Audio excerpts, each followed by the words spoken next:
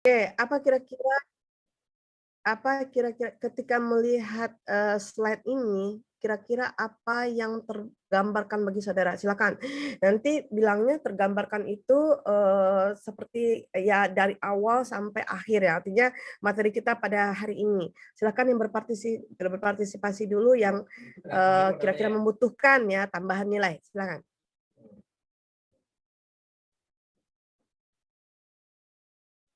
Izin, Bu.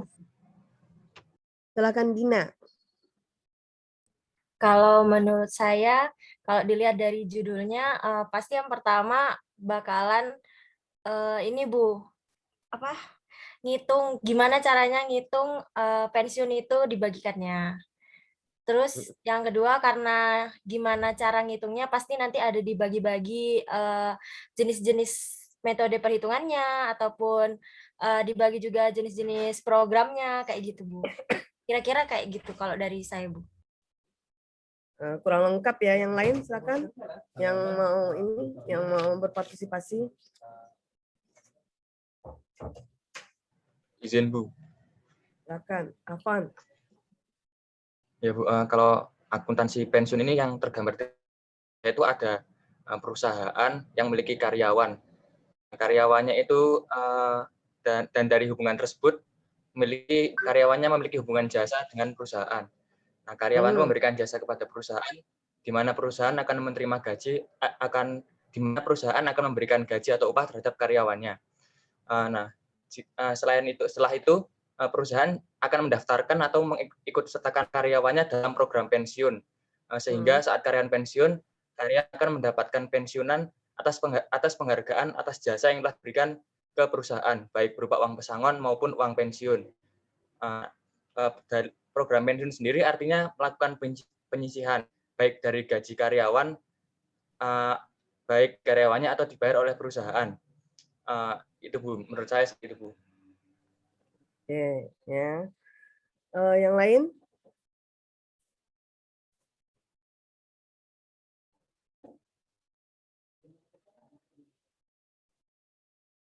Silakan yang lain.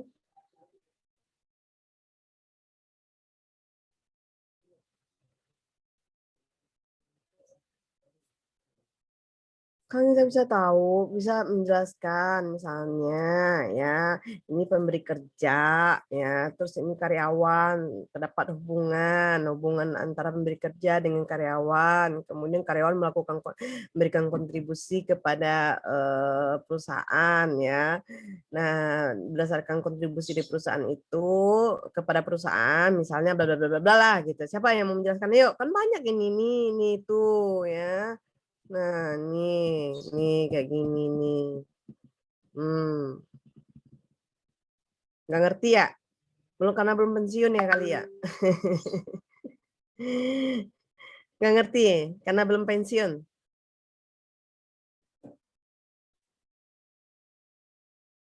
Belum kerja juga. Hah? Belum kerja juga, jadi belum pensiun.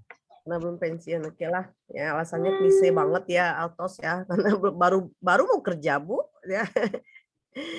Jadi pensiun itu yang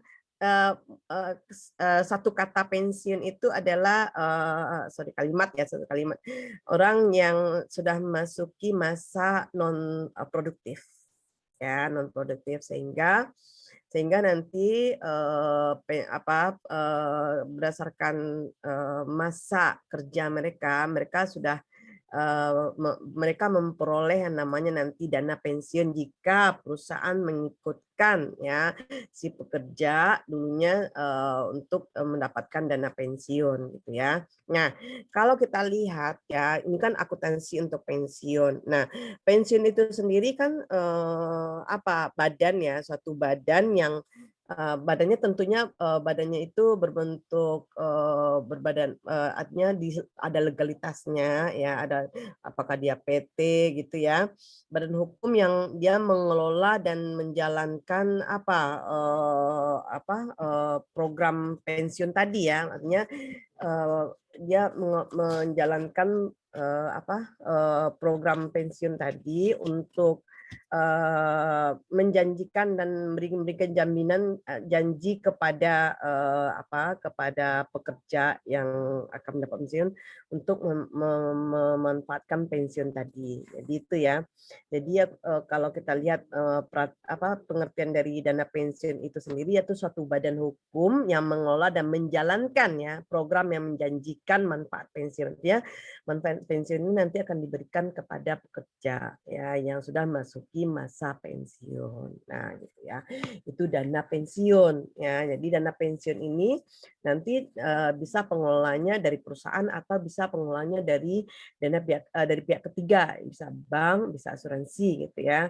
Nah, tergantung perusahaan nanti memilih mana, apakah mengelola sendiri dana pensiun tersebut atau dana pensiun itu dialihkan kepada pihak ketiga gitu. Nah, jadi terus kenapa perlu akuntansi pensiun ini? Nah, dia perlu untuk mencatat bagaimana perusahaan mengalokasikan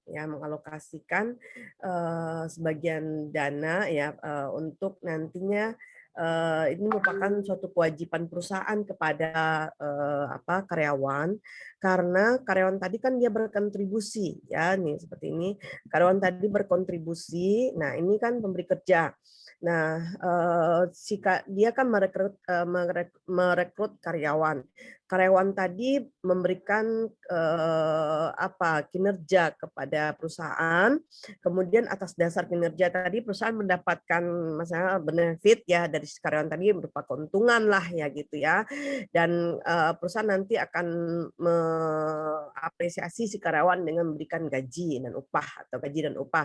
Nah, kemudian selain itu untuk menjamin ketenangan ya perusahaan bekerja di perusahaan kita. Artinya ketika si pekerja sudah memasuki masa tidak produktif, artinya kan masa produktif itu mulai dari usia 23 tahun masa kerja ya, 22 atau 23 sampai dengan 55. Jadi sebenarnya kalau dibilang ada nggak aturannya Bu? Nggak ada aturan. Tidak ada aturan ya. Tapi ya biasanya masa pensiun itu sekitar usia 55 tahun. Nah, jadi ketika misalnya si pekerja sudah memasuki masa pensiun, masa istilahnya usia tidak produktif gitu ya. Nah, perusahaan memberikan hak mereka yang dulunya bisa jadi dulunya perusahaan itu melakukan pemotongan ya. Misalnya gajinya karena gajinya 20 juta misal. Nah, kemudian 10% dari 20 juta itu dipotong untuk dana pensiun gitu. Artinya sebenarnya perjanjian sebenarnya ada juga yang melakukan pemotongan, ada yang tidak. Jadi tergantung kebijakan perusahaan masing-masing. Tidak ada aturan khusus yang menyatakan oh ini boleh dipotong, oh ini tidak boleh dipotong, tidak ada ya. Tidak ada, itu hanya ada juga perusahaan malah yang tidak memberikan pensiun. Hati-hati kalau bekerja juga, saudara kalau ada mempunyai saudara gitu ya, sampaikan ke mereka bahwa carilah perusahaan yang bonafit, yang menjamin kelangsungan hidup kita di masa depan gitu. Jangan sampai kita pada saat muda kita diberdayakan, pada saat tua kita tidak digunakan. Artinya tidak ada benefit yang kita terima sama sekali gitu. Nah, itu makanya kalau dibilang, Bu, kalau pensiun, ya kalau perusahaan-perusahaan kecil tuh kadang malah tidak memberikan pensiun. Ya, perusahaan-perusahaan kecil. Nah, jadi kalau saudara nanti misalnya ini kan kebetulan saudara nanti akan diterima ya di departemen-departemen ya. Ada kalanya ada yang mereka mengambil departemen tersebut, ada yang tidak, misalnya gitu ya. Nah, kalau saya mau keluar deh setelah ikatan dinasnya selesai misalnya. Nah, mereka mencari perusahaan yang carilah perusahaan itu yang bonafit. Bonafit itu artinya gaji kita, kelangsungan hidup kita itu terjamin di masa yang akan datang gitu ya.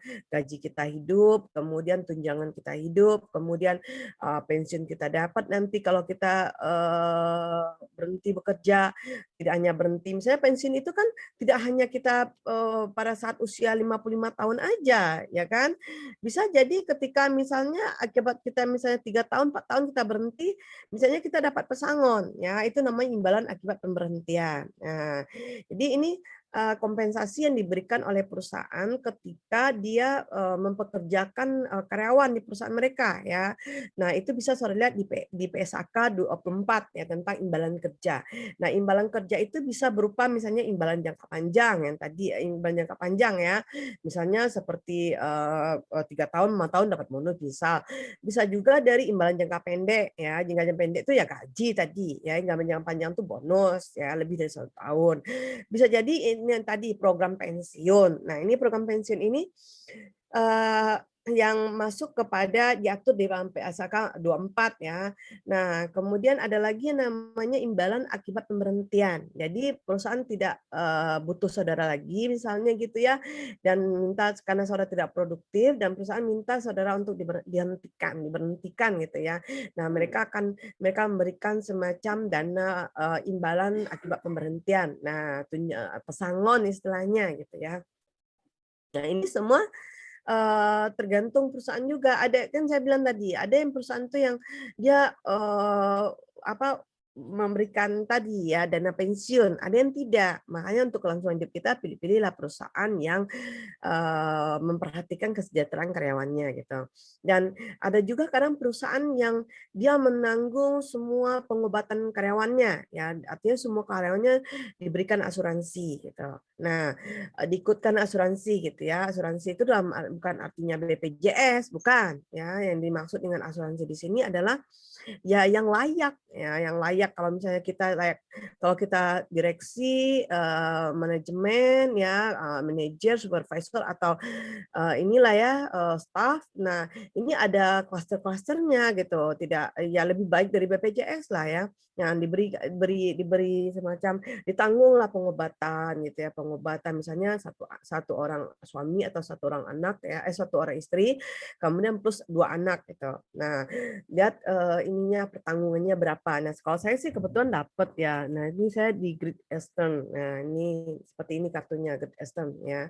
Ini asuransi internasional sih, Great Eastern. Nih, ya ini bagus asuransinya. Ini saya dari suami. Jadi saya dari mulai nikah ya, kemudian sampai saat ini dapat asuransi. Ini asuransi seperti ini. Dan ini pertanggungannya kalau nggak salah itu 2 juta per hari kalau di saya.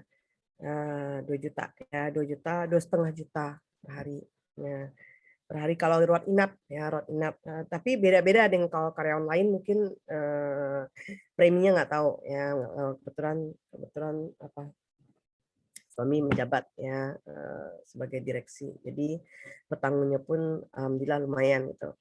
Nah, saya sebenarnya kalau kita PNS bagaimana Bu? Kalau saya kan PNS ya.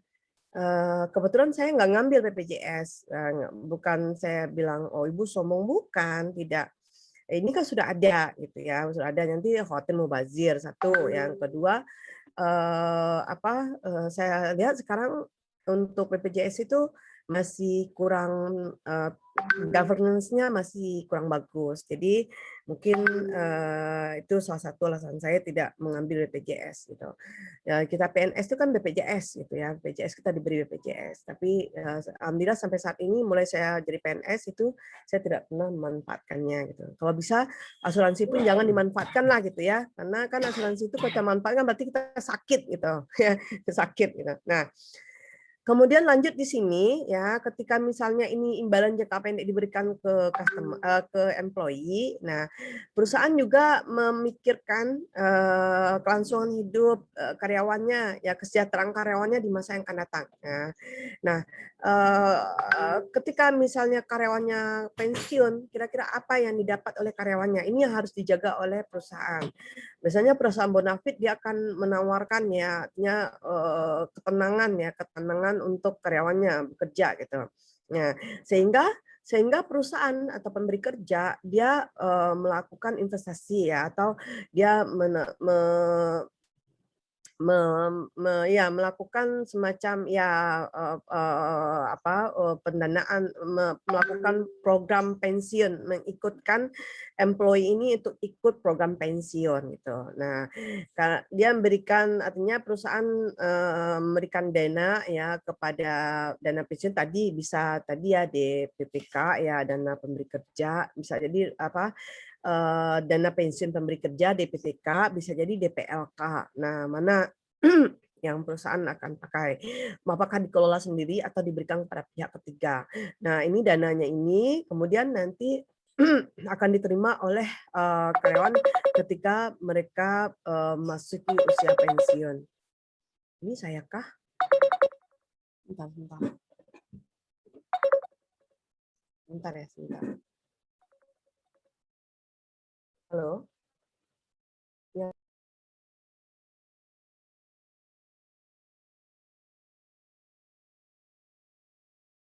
Oke. Oke, kembali ke yang tadi, ketika misalnya karyawan memasuki masa pensiun, maka mereka akan menerima manfaat benefit dari pensiun tadi gitu. Nah, ini ya karakteristik dari dana pensiun. Nah, kemudian ini tadi bagaimana mekanismenya gitu ya. Kita lihat ya. Ini perusahaan nanti akan memberikan mengikutkan ya ikut para program pensiun, kemudian memberikan sejumlah dana ke dana pensiun ya, bisa ke DPPK tadi, bisa ke DPLK ya. Kalau kita lihat tadi yang Ibu sampaikan tadi DPPK, bedanya DPLK apa? Kalau DPPK itu dana pensiun diberikan oleh pemberi kerja ya. Nah, terus kayak di Bank BNI misalnya, kayak saudara di Bank BNI ya, misalnya saudara bekerja di Bank BNI. Nah, Bank BNI itu dia juga mempunyai DPPK sendiri. Nah, karena kan ya bank ya, dia ada DPPK-nya, BNI kalau nggak salah itu tabungan dana pensiun ya. Jadi dikelola oleh Bank Tabungan Bank BNI, dia penyelenggara DPPK juga ya, kan. Nah, terus kalau DPLK ini dana pensiun diberikan oleh bank atau perusahaan asuransi ya. Nah, asuransinya ini maksudnya asuransi jiwa ya. Jadi ini diuntukkan bagi siapa? Bagi masyarakat umum. Nah, ini kalau DPLK. Jadi untuk bagi masyarakat umum boleh ya, perusahaan juga masyarakat gitu ya. Jadi mereka boleh kayak di bank tadi juga dia kayak BNI tadi juga boleh menyelenggarakan bagi karyawannya atau bagi pekerjanya secara mandiri, bisa di sini diatur dalam PSAK 18 ya. Nah, kemudian aset yang dana yang diterima tadi bisa dikelompokkan sebagai aset dan liability ya.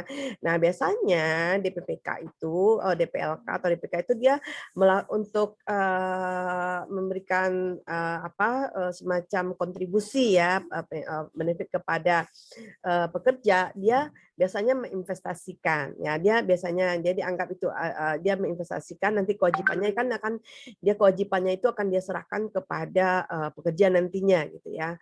Nah, dia akan kelola, bisa jadi dia akan investasikan. Nah, yang terjadi kadang ya di Asabri yang ini juga ya,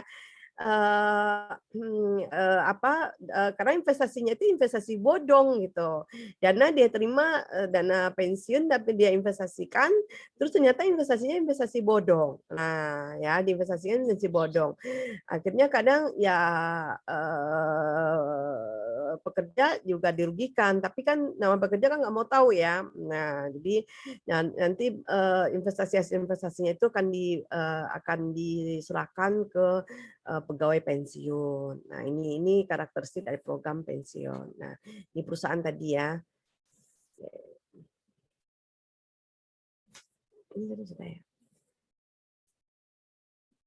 Nah, untuk pensiun tadi ada 2 ya, saudara ya. Ada yang program pensiun itu ada yang namanya iuran pasti, ada yang namanya manfaat pasti ya. Kalau iuran pasti itu defined contribution plan, itu sudah artinya sudah sudah ditentukan ya, sudah ditentukan. Sudah ditentukan. Tapi kalau yang namanya benefit manfaat pasti atau defined benefit plan itu biasanya bisa berubah-ubah ya, berubah sesuai dengan kebijakan dari perusahaan ya. Apakah terkait dengan misalnya service cost-nya, kemudian terkait dengan finance cost, kemudian nilai wajar ya, nilai wajar atau perubahan nilai wajar dari aset program pensiun tadi. Gitu.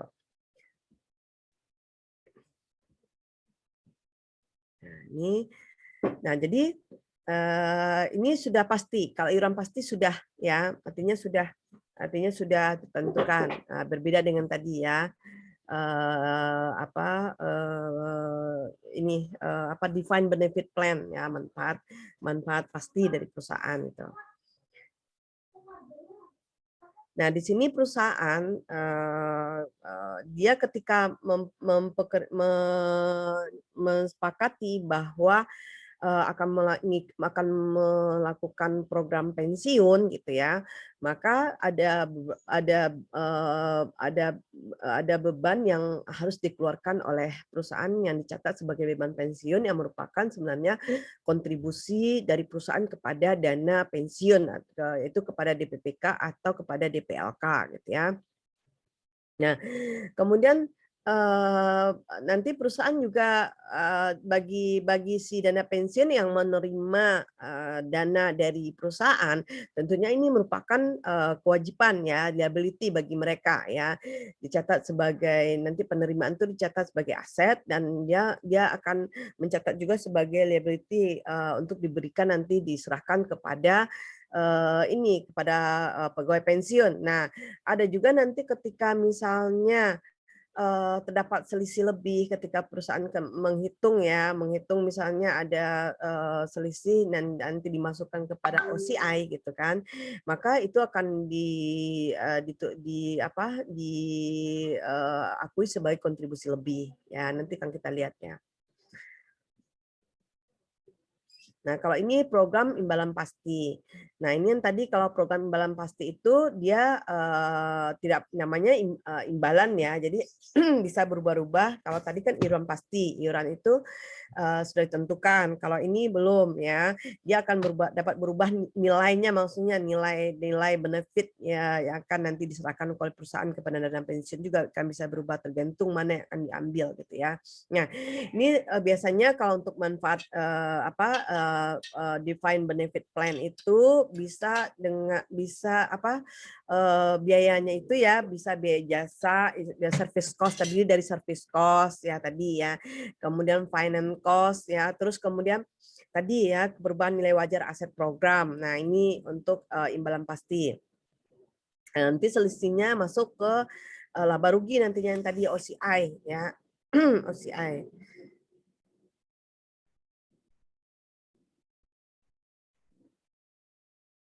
Nah, di sini sebenarnya untuk saya gas balik sebentar ke depan ya, ini ke depan dulu. Nah, bentar. Nah, ini sebenarnya ini hanya dikenalkan aja ke saudara ya, dikenalkan aja, tapi kita bukan melakukan perhitungan. Ini kayak ini perhitungan, bukan ya, seperti ini. Karena nanti kita akan menerima angka-angka itu dari yang namanya ini appraisal. Nah, aktuaris ya. Kita akan menerima nanti angka itu dari aktuaris. Aktuaris itu akan menghitung semua. Dia membuat aktuaris ini di setiap yang namanya asuransi ya, dia perlu yang namanya seorang yang mempunyai kompetensi di bidang aktuaris ya. Ini apa saja kerjanya? Dia bisa memprediksi tingkat kematian ya. Karena dia ini ahli matematik ini, aktuaris ini, dan ini biasanya langka ya, langka. Kalau misalnya kita mendirikan perusahaan, misalnya perusahaan asuransi, wajib punya yang namanya aktuaris. Ya, wajib punya aktuaris gitu. Nah, kerjanya tadi nih dia bisa memprediksi tingkat kematian ya, memprediksi pergantian karyawan, tingkat bunga dan pendapatan, itu kerjanya ya. Kemudian bagaimana frekuensi pensiun dini ya, tentunya berdasarkan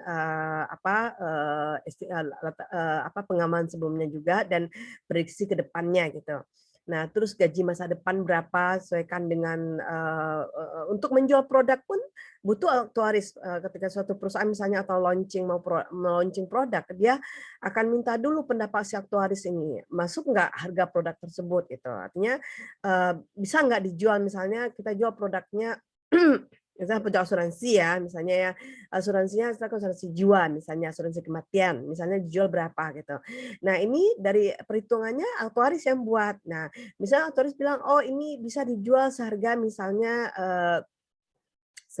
preminya 100.000 misal. Nah, ternyata 100.000 itu kemahalan gitu ya. Kalau dilihat dibandingkan dengan pesaing-pesaing kita, orang jual yang namanya kematian itu tidak sampai 100.000. Misalnya biasanya 50.000 atau 75.000. Artinya kita kalah bersaing kan gitu ya. Nah, tapi kalau si CEO perusahaan itu akan meminta pendapatnya si aktuaris. Dia akan berpedoman kepada artinya bukan semata-mata dia setuju ya dengan, tetapi dia akan meminta pandangan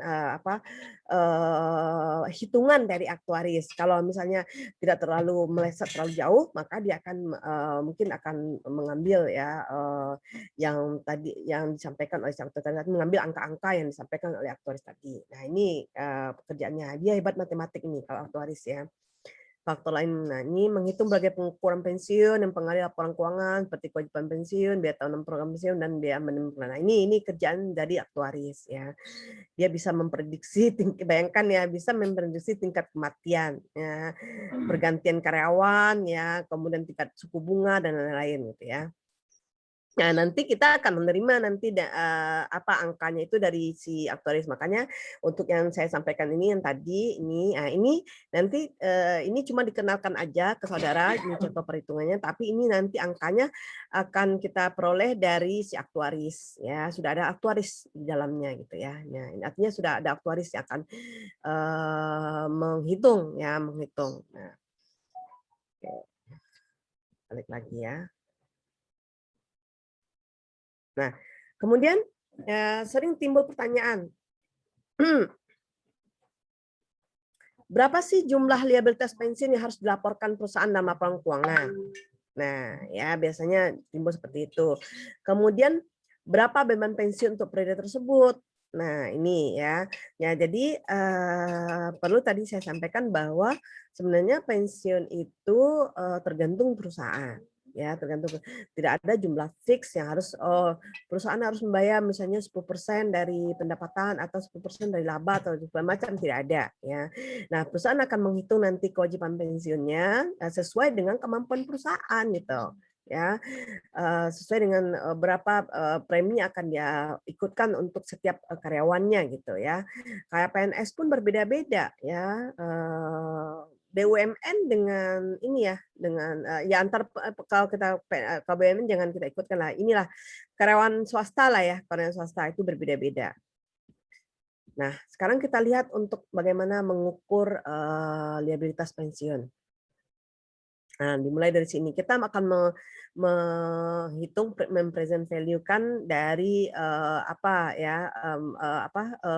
nilai yang kita keluarkan, artinya berapa expected cash flow-nya ya yang dihitung oleh aktuaris di sini. Dimulai dari manfaat vested employees itu pegawai perusahaan yang telah memenuhi kriteria tertentu yang ditetapkan perusahaan, misalnya masa kerja dan tingkat kinerja. Jadi ketika misalnya saudara baru kerja, misalnya baru 1 bulan, 2 bulan, 3 bulan, itu kadang perusahaan tidak mengikutkan saudara untuk program pensiun. Nah, apabila misalnya sesuai dengan kebijakan dan ketentuan perusahaan, misalnya karyawan yang diberi pensiun adalah karyawan yang sudah mengabdi selama 5 tahun, misalnya seperti itu ya gitu kan. Nah, maka ini masuk kepada yang namanya vested employees. Nah, ya artinya sesuai dengan kriteria, misalnya masuki jabatannya, misal masa kerjanya gitu ya, terus kemudian dia sudah memenuhi tingkat kinerjanya bagus atau segala macam, dan dia adalah karyawan yang loyal misalnya, maka dia diikutkan program pensiun gitu.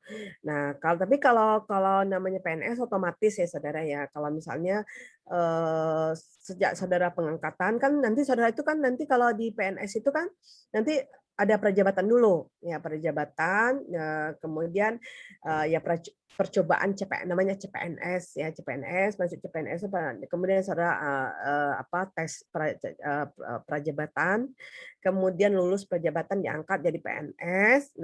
Nah sejak saudara terhitung menjadi PNS biasanya kalau setahu saya ya itu langsung diikutkan program pensiun. Nah itu kan. Nah ini Nah ini kita akan mengukur tadi ya, mengukur jadi semua jadi manfaat yang artinya yang dana yang kita keluarkan sekarang ini kita ukur pakai present value dari cash flow yang kita harapkan ya, yang kita harapkan akan diterima nanti gitu ya. Nah kemudian ini vested benefit obligation ya, kewajiban dari kewajiban kita kepada karyawan yang dia sudah memasuki kriteria untuk diberikan pensiun gitu. Nah, kemudian nanti akan dihitung lagi ya akumulasi manfaat ya yang akan diterima ya dari gaji ya. Ini kan gaji saat ini. Kalau ini gaji masa yang akan datang gitu. Kan nanti aktuaris itu akan memprediksi, misalnya kan dia akan memberikan proyeksi ya, proyeksi misalnya saudara untuk 3 tahun bekerja, 5 tahun bekerja gitu ya, gajinya berapa nanti akan kan kita biasanya kan juga ada pemotongan ya dana iuran pensiun gitu ya.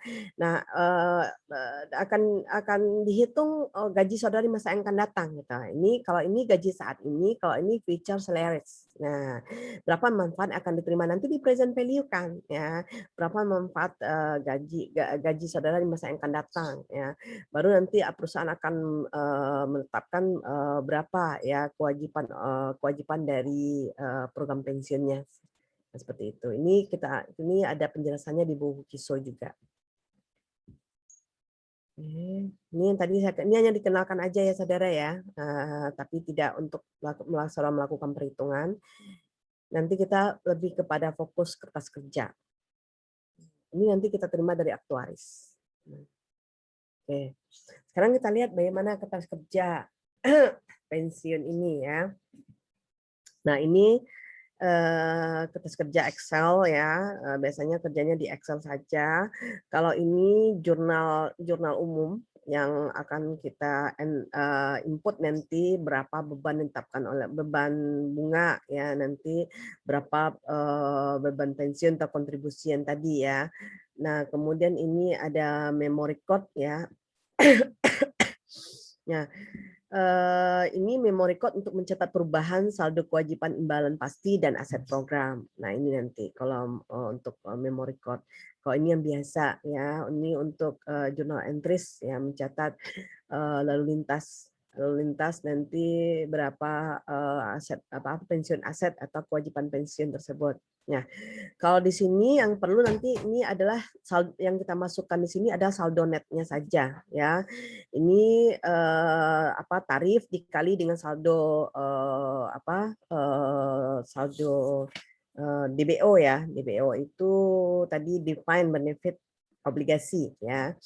Nah, ini tarifnya kalau 10%, kalau dia 100 juta maka ya 10% ya, 100 juta 10 juta misalnya. Nah, ini tarif. Kalau ini nanti dikurang ya, artinya saldo netnya saja yang dimasukkan ke interest expense ini.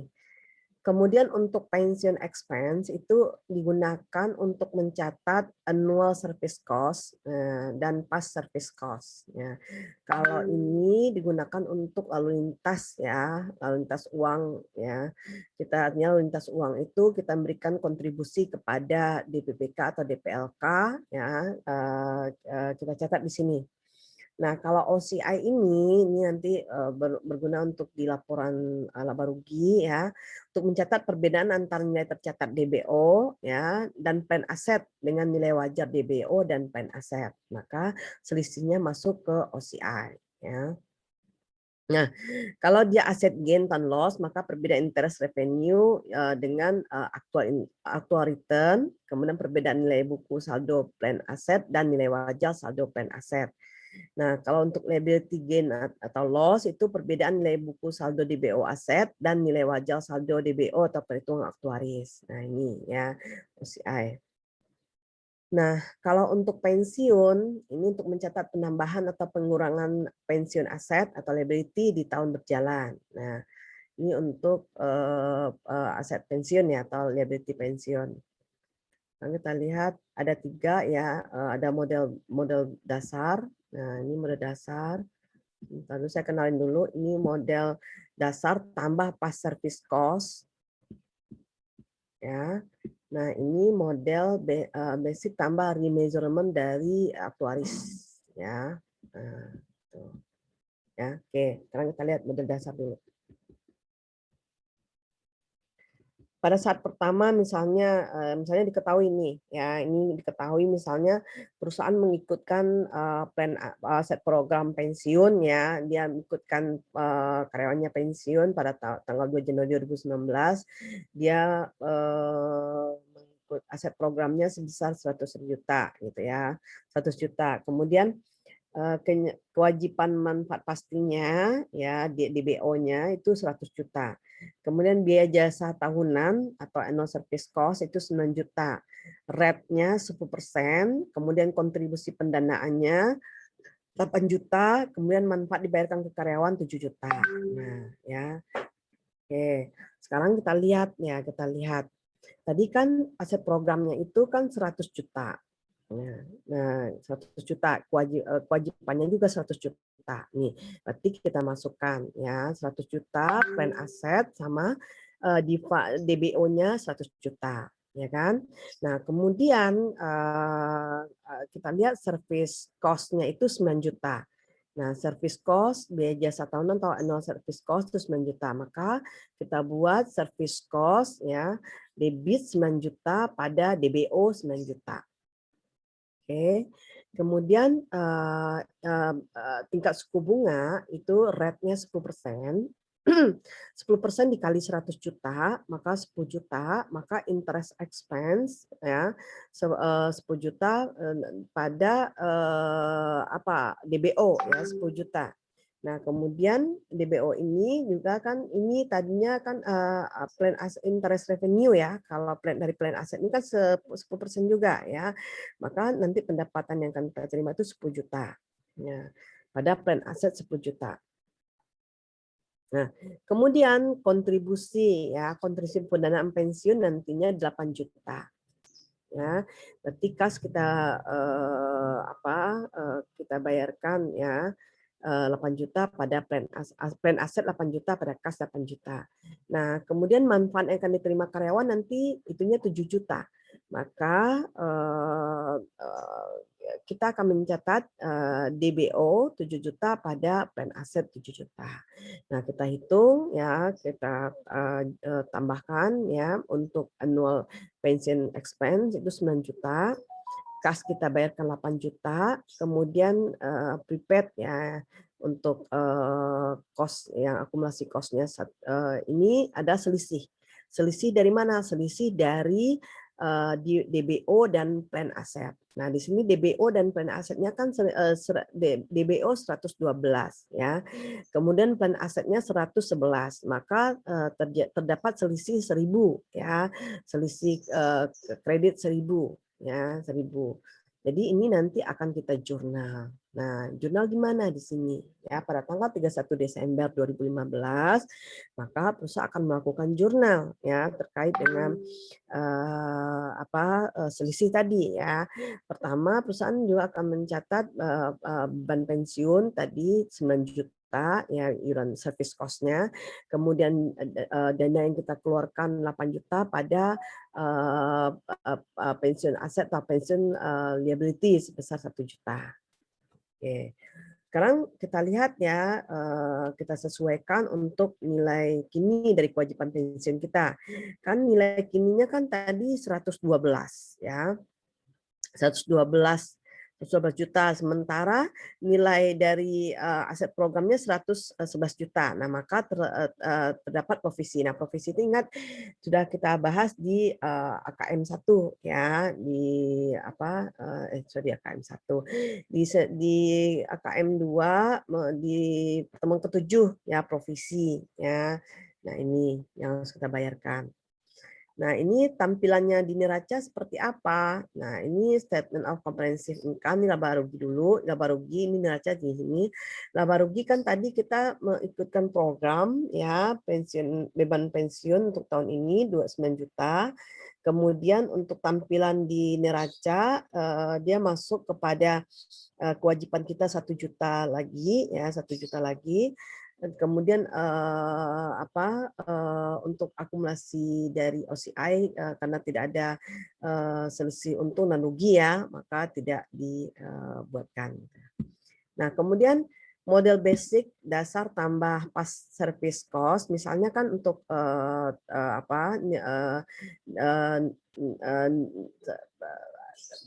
present value dari pas service cost-nya tanggal 2 Januari 2016 misalnya, ini lanjutkan ya 81.600 misalnya nih. Nah, kewajiban manfaat pastinya sudah nggak ada.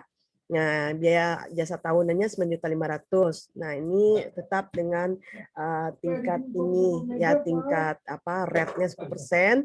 Nah, itu kontribusi pendanaan pensiun ya, itu 20 juta.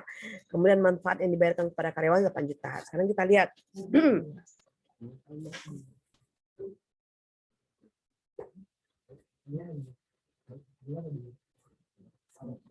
Nah, kemudian kita lihat.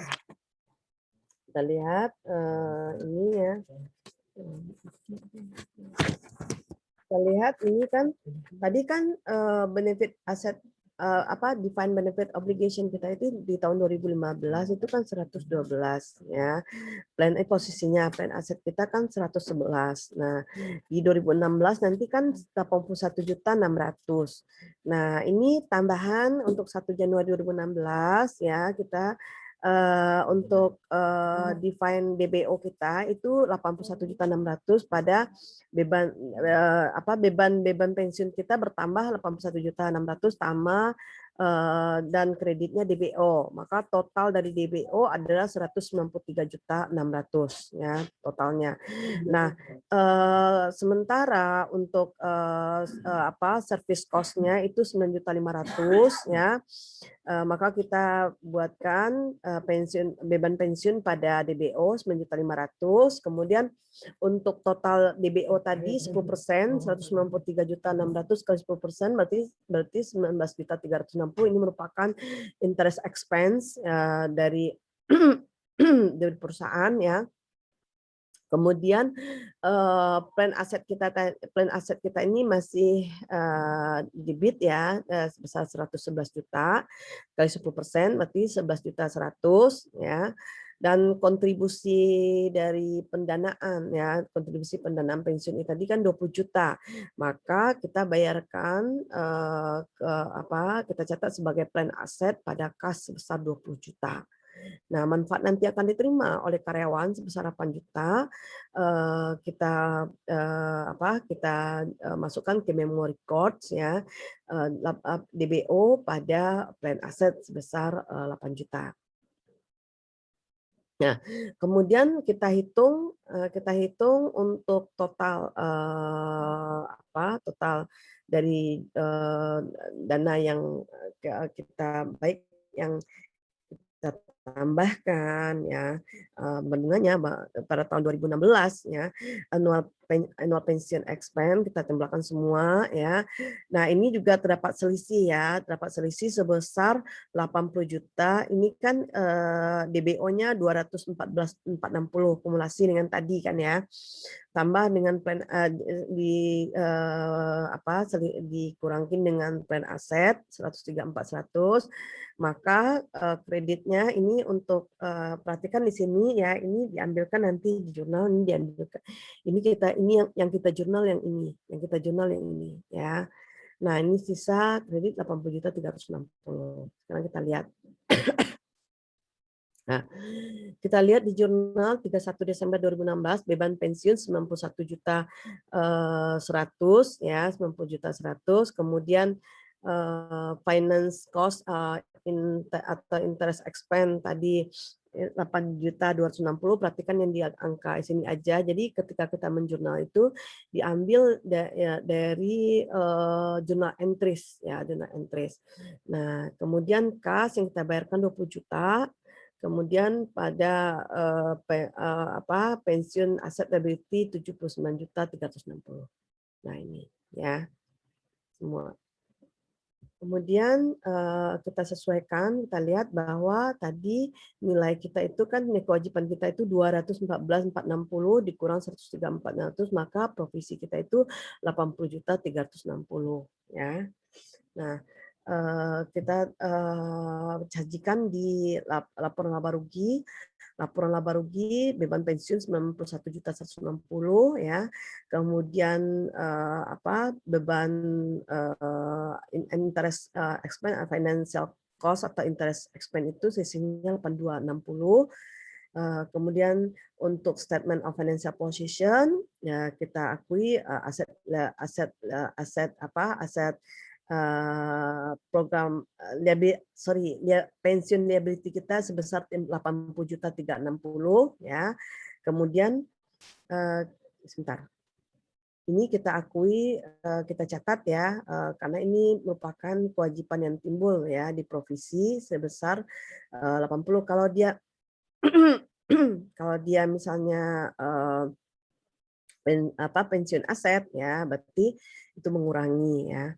Nah, sekarang kita lihat untuk bagaimana kalau yang tadi dari aktuaris ya, di measurement pengukuran kembali gitu ya. Nah, misalnya ini data-datanya bahwa misalnya nilai keinginan dari fast service katakan sama yang tadi ya kewajiban. Nah, ini ada biaya tahunan itu 13 juta. Tingkat suku bunga sama, tapi kontribusi ke pendanaan itu menjadi 24 juta. Nah, manfaat yang dibayarkan kepada karyawan 10.500.000. Kemudian pengembalian aktual ya 12 juta dan perubahan asumsi aktual sehingga saldo DBO menjadi 265 misalnya gitu ya. Sekarang kita lihat di awal tadi 2017 kan posisinya dia ingat ya ini akhir tahun 2016 akan menjadi saldo awal di tahun 2017 ya. Nah, akan menjadi saldo awal di tahun 2017 gitu ya. Nah, sekarang kita lihat service cost-nya itu kan menjadi 13 juta. Nah, catat 13 juta ya pada DBO. Kemudian 10% untuk interest expense ya 21.446. Kemudian begitu juga interest revenue ya. Nah, kemudian contribution tinggal kita turunkan 24 juta yaitu plan aset pada kontribusi. Kemudian benefit nanti akan diterima 10.500.000 ya. Nah, di sini ada perbedaan ya. Perbedaan antara aset ada kita pengakuannya ada aset loss dengan liability loss ya. Nah, di sini aset loss-nya bisa lihat itu ya diketahui 1.410. Nah, kemudian kita total semua jumlah dari tahun 2019 untuk jurnal yang tadi finance cost ya dan pensiun expense itu ini jumlah totalnya ya kita dapat ya, maka kita akan menjurnal nanti kita turunkan menjadi jumlah yang tetap terdapat selisih kan ya prepaid atau accrued cost ini 105, tapi yang kita jurnal itu adalah yang ini ya. Nah, kita buat pension expense 13.000, kemudian financial cost atau interest expense 8.039.000, kemudian other comprehensive income atau loss 28.004 ya. Nah, kemudian kas yang kita bayar kepada DPPK atau DPLK itu 24 juta, kemudian pensiun aset 25.040. ya di sini. Oke. Nah, sekarang kita lihat ya, kita sesuaikan nilai kini kewajiban pensiun 265 juta dengan nilai wajar aset program 159.600, maka provisi kewajiban kita 105 ya 400. Nah, bagaimana penyajiannya di Statement of Financial Position dan Statement of Comprehensive Income, ini tampilannya seperti ini ya. Kita akan benefit plans-nya itu 28 juta, interest expense 8 juta 36.000 dan beban pensiun 13 juta ya. Nah, tampilan untuk Statement of Financial Position di sini ada perubahan di equity yaitu OCI. Kita mengakui loss sebesar 28 juta 004 ribu ya. Oke. Habis sampai di sini ada pertanyaan? Izin bertanya, Bu. Silakan. Untuk remeasurement itu kan memengaruhinya di DBO, Bu. Apakah bisa juga untuk plan asetnya, Bu? Di measurement. Ini kan model basic tambah remeasurement. Siapa tadi yang nanya, Afan ya? Iya, Bu. Nah, ini kan pengaruhnya kan di DBO ya, Afan. Nah, kita akan lihat ya perhitungannya. Nah, coba Afan Afan bedakan masing-masing. Nah, paham nggak? Maksudnya perbedaan masing-masing. Mulai dari model basic, kemudian model basic dasar tambah fast service, kemudian tambah measurement. Apa kira-kira yang Afan temukan di sini? Untuk yang basic itu standar ya, Bu. Ini prosedurnya dari awal ada balance dan ada cost-nya, terus interest, expense, dan revenue, contribution, dan benefit, terus di jurnal. Itu saja, Bu. Itu kan yang biasa. Terus ke yang menggunakan past service cost, berarti kan itu ada berarti perusahaan bayar tanggungan yang belum dihitung di tahun-tahun sebelumnya. Nah, itu masuk ke past service cost, jadi nanti menambah saldo DBO. Dan untuk selanjutnya sama, Bu, yang membedakan hanya itu dan jurnalnya, Bu.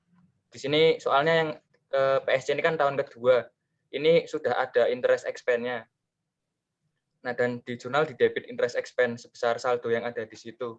Nah, terus untuk remeasurement ini bedanya ada ini, Bu, asumsi aktuaris saldo akhir DBO. Nah, itu asumsi aktuarisnya ada 265.000.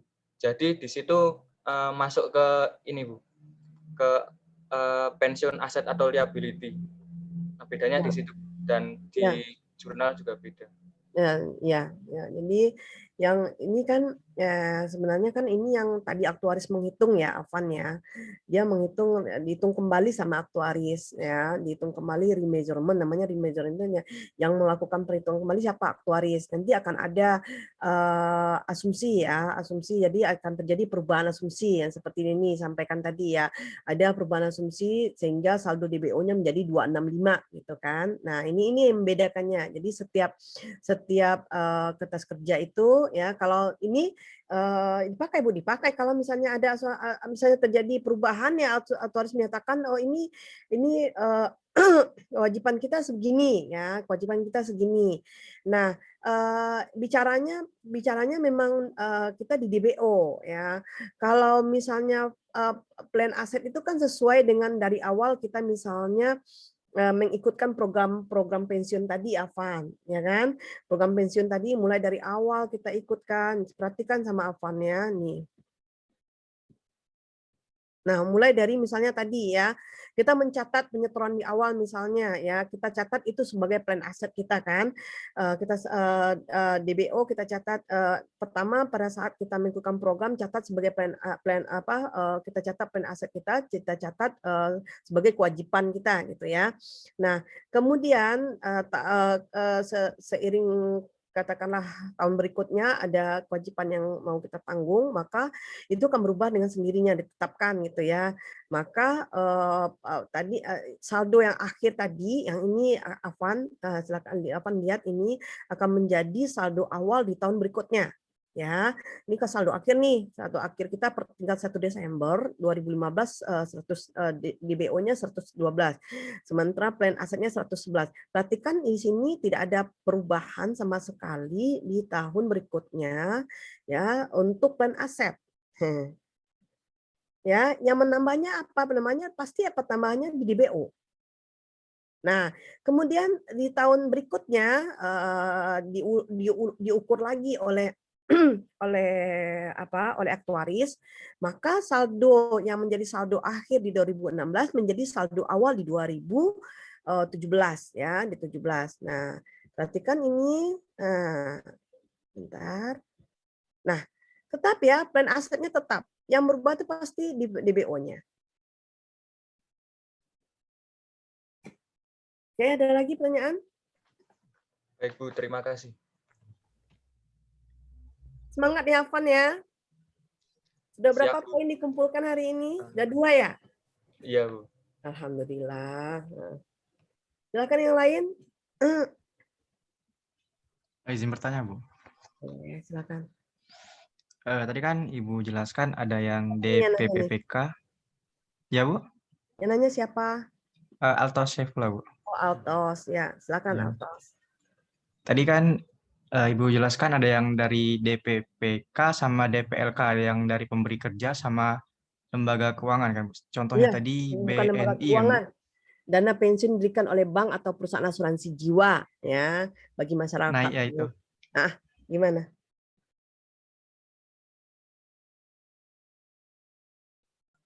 Ya, Kan Altos? yang LK juga itu kan, Bu, DPLK juga, Bu. Ya, halo. Itu apakah ada perbedaan? Oh, maaf, Bu, sepertinya jaringan saya, Pak. Apakah terdengar, Bu? Masih, sudah, masih.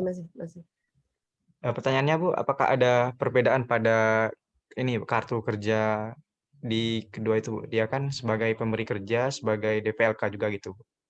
Nah, Sekian, Bu. sebenarnya ya, sebenarnya gini ya, perbedaannya yang pasti itu ya kalau DPPK itu kan dana pensiun pemberi kerja. Nah, ini DPPK itu didirikan oleh perusahaan, bisa juga perorangan atau perusahaan, di mana si perusahaan ini kan dia mempekerjakan karyawannya ya. Nah, sehingga dia disebut dengan pemberi kerja. Nah, sementara si DPLK ini didirikan oleh bank umum atau perusahaan asuransi jiwa. Nah, ini dimungkinkan bisa sekaligus DPLK bisa gini si bank ya katakan tadi kan contohnya BNI kalau disebut ini ya merek ya bank atau perusahaan asuransi jiwa dimungkinkan untuk mendirikan DPLK sekaligus DPPK. Nah, Bang yang tadi ya pensiun dia punya program pensiunnya Simponi ya, Simponi. Nah, ini catatannya ya dengan catatan misalnya manajemen, kemudian kegiatan operasional dan pengelolaan dilakukan secara terpisah. Yang misalnya kayak tadi kan tabungan.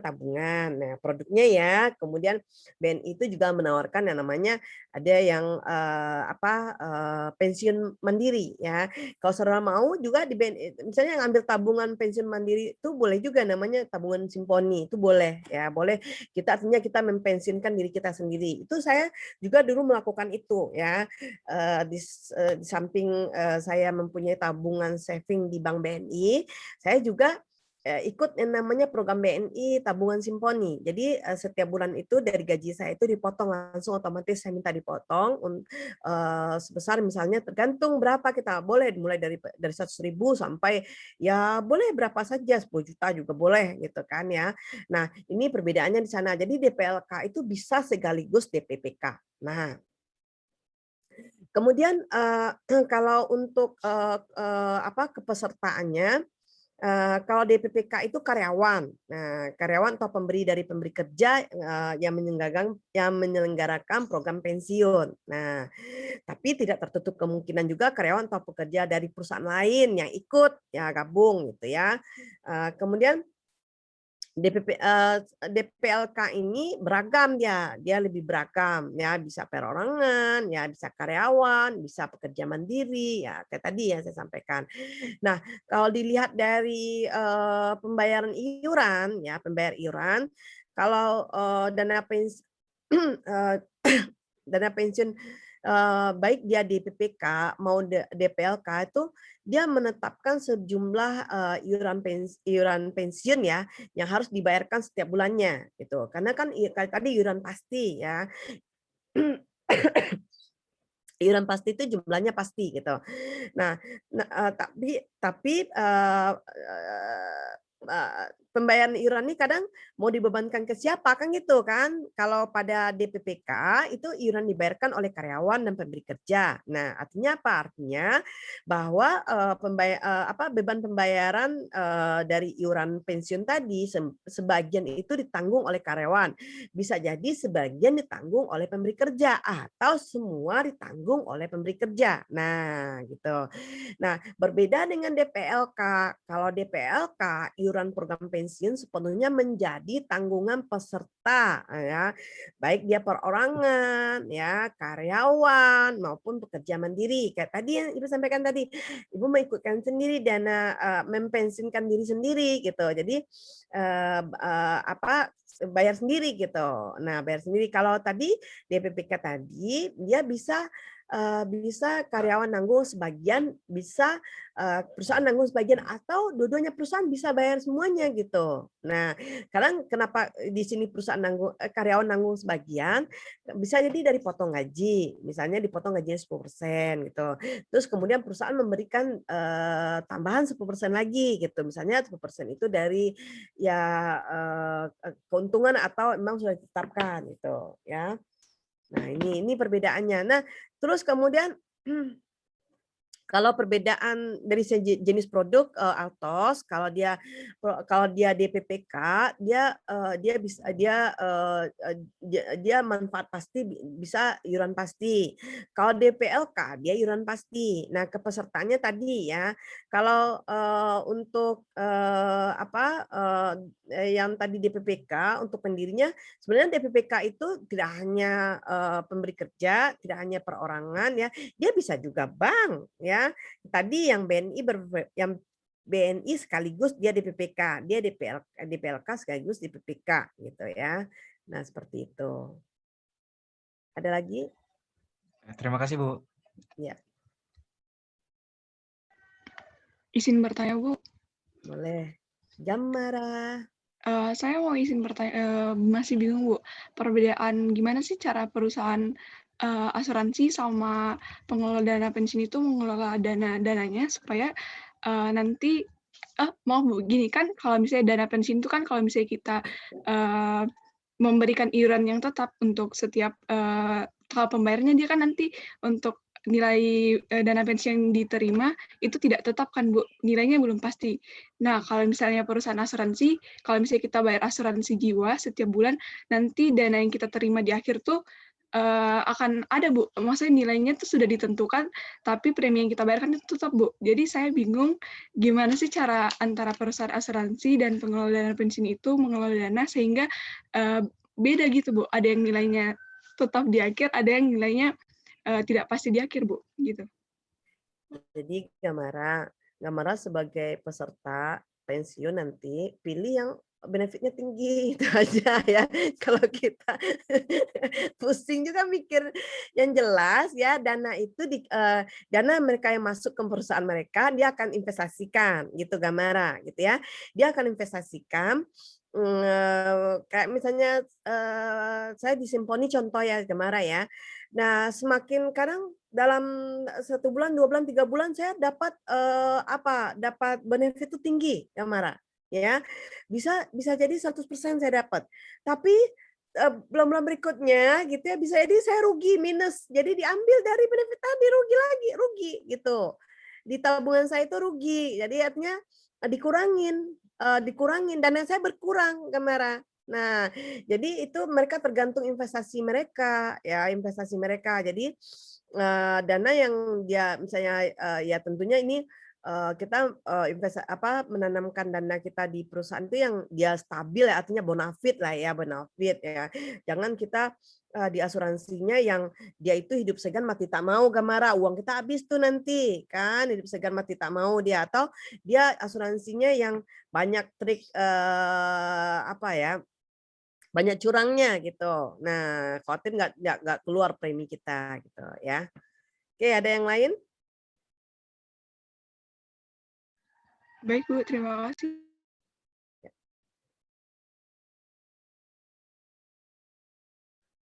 Oh ya, Ibu sih sudah punya apa kita kerjain sama-sama aja ya di sini ya? Sudah punya ini sih, punya latihan soal. Mau dikerjain bersama-sama atau dikerjain sekarang? Kalau sama-sama nanti nilainya gimana?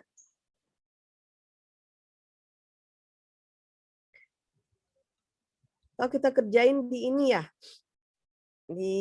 yang ini pensiun udah dapat belum? Udah kan? Yang Latihannya. Latihannya sudah kita bahas aja ya latihan kali ya. Boleh, Bu. Teman 11 ya.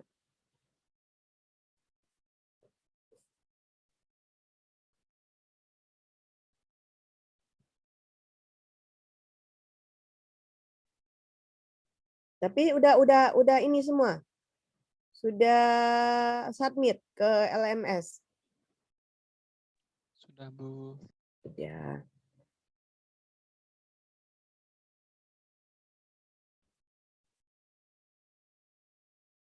Ya.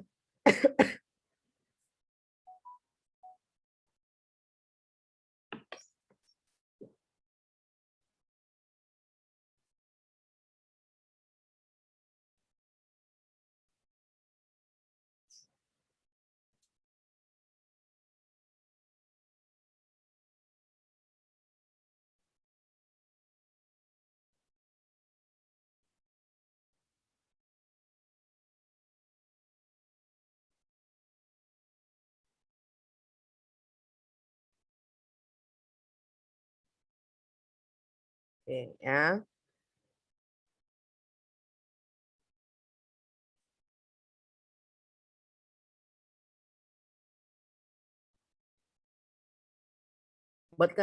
Jangan nanti beri alasan ya. Lama. Kalau saya sudah selesai ini cerdas cermat cepat-cepat dia dapat ya.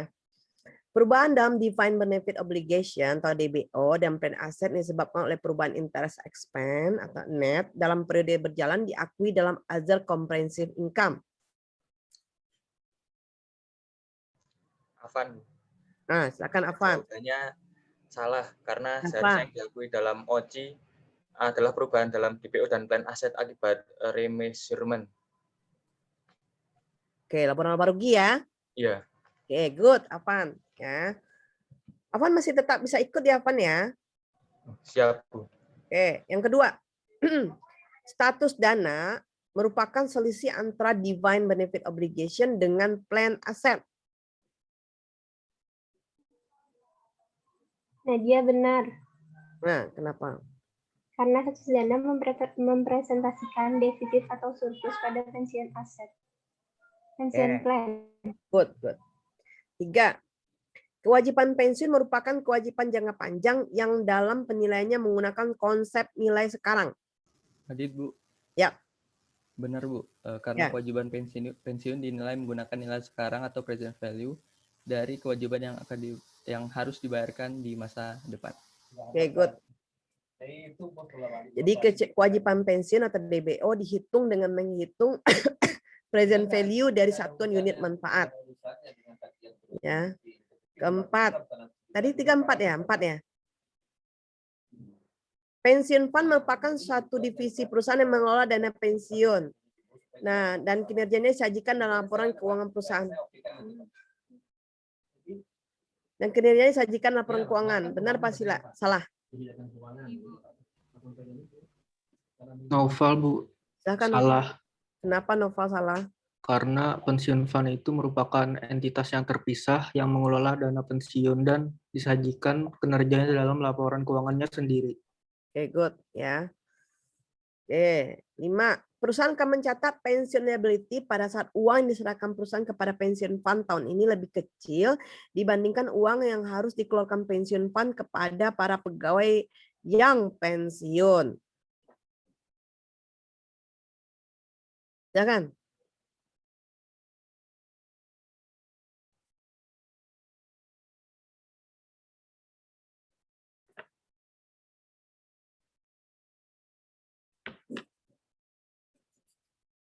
Udah kan? Udah, kalau nggak ada ibu ya. Ibu dapat poin juga. Izin, Bu. Ah, ya udah. Silakan. Lutfi ya, Bu? Lutfi, ya silakan Lutfi. Salah, Bu, karena belum tentu karena dipengaruhi oleh faktor lain juga seperti remeasurement oleh aktuaris.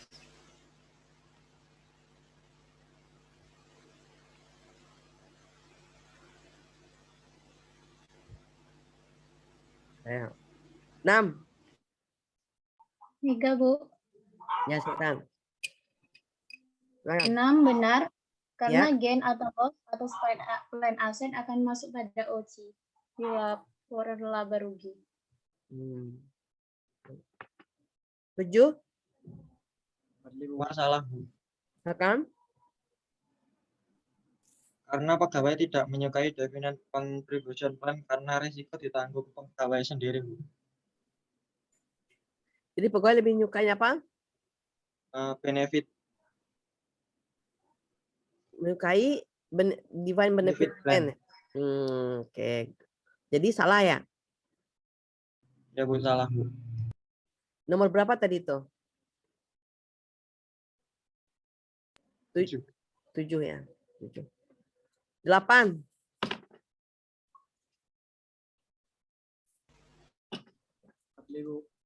Silakan. Tadi jawabannya nomor 8 benar. Kenapa benar? Yang digunakan oleh aktuaris nantinya dapat menyebabkan lebih pada define benefit obligation. Oke. Bentar ya, break dulu ya, azan. Ya. Oke, 9. Siapa yang berpartisipasi?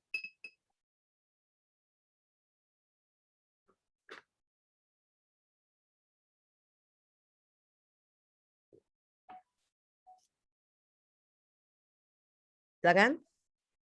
Silvi, Bu. Silakan Silvi. Benar Kenapa, karena Silvi?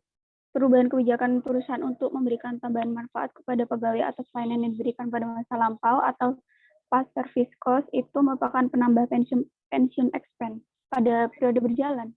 Oke, good. 10. Adian. Silakan. Nomor 10, benefit yang dibayarkan kepada employee akan mengurangi plan aset namun tidak berpengaruh terhadap DBO. Jawabannya salah karena benefit yang dibayarkan kepada pegawai itu selain mengurangi plan aset juga mengurangi nilai DBO. Oke, good. Ya. Isian singkat silakan. Cepat ya. Siapa yang mau? Silakan.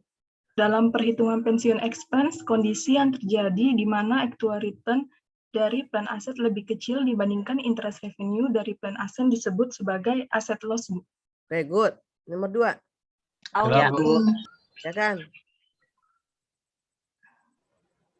Siapa sih tadi? Dia bersama hanya 3 orang. Ulang saja, Bu. Iya, silakan. Aset gain diakui ketika actual return plan aset lebih besar dari interest revenue, kebalikan dari nomor 1 tadi. Actual return dari plan aset besar dari interest revenue yang dicatat ya. Oke, nomor 3. Ya, Bu. Itu, Bu. Ya, silakan.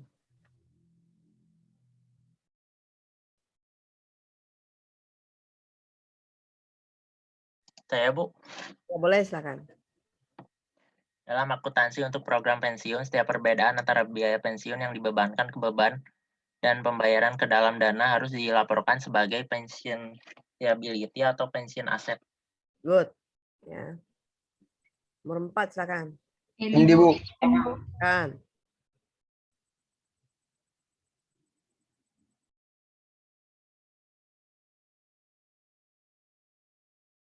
Silakan. Elia, Bu. Ya udah, ya silakan lah.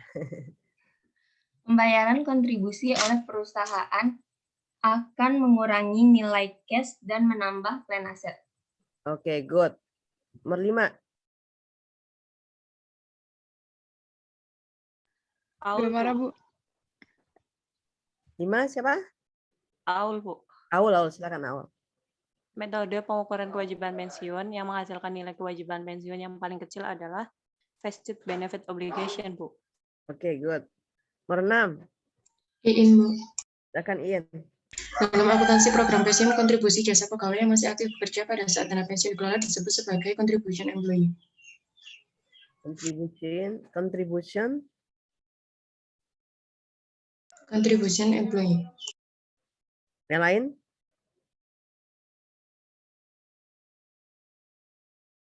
Yang lain? Contribution.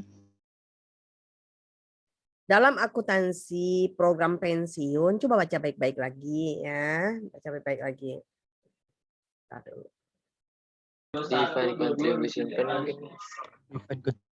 Gimana?